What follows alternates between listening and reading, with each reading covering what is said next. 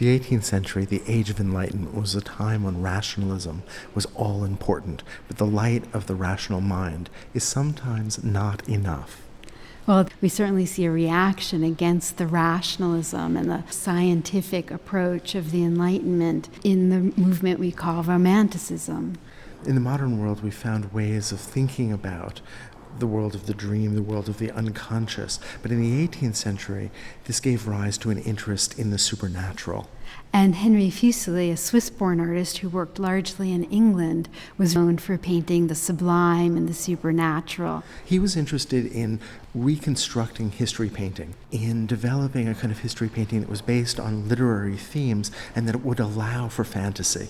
And, of course, the works of Shakespeare are perfect for that. Plays like A Midsummer Night's Dream, which features the king and queen of the fairies, Oberon and Titania, are perfect for visualizing the supernatural. And that's what we see here in Fuseli's painting Titania and Bottom from 1790. This is a big painting.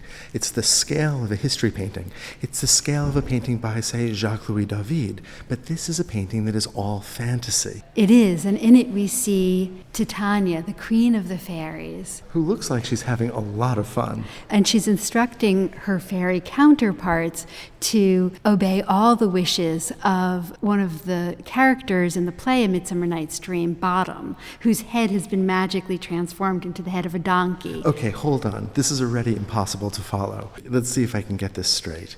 We have the queen of the fairies who is in love with this character whose name is Bottom, whose head has been turned into a donkey, who is here instructing all of her fairies to do his bidding. Exactly, except that she's fallen in love with Bottom because of a misplaced magical spell. Of course.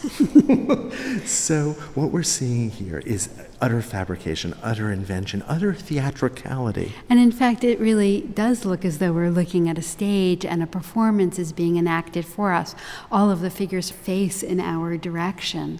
The light is theatrical, and the artist is clearly not interested in giving us too much information. He's allowing for a tremendous amount of the canvas to be dark.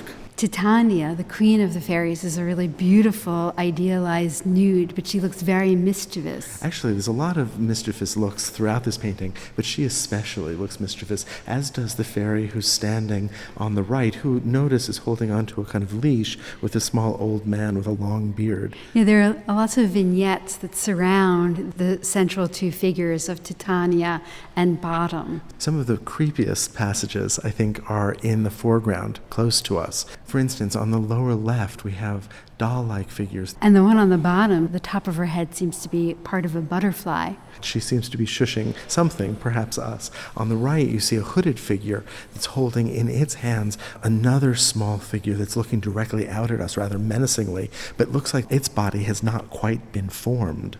Right, and art historians have identified that figure as a changeling. So here we see this interest in exploring the shadow, the irrational, a kind of occult, the dream. And I find this interesting because I see a continuous thread from this sort of painting into the 19th and 20th centuries. Think, for instance, of surrealism. Think of the work of Dali. Think of the exploration of the unconscious there. And the Victorians throughout the 19th century were fascinated by fairies. And there's a whole genre of Victorian fairy painting.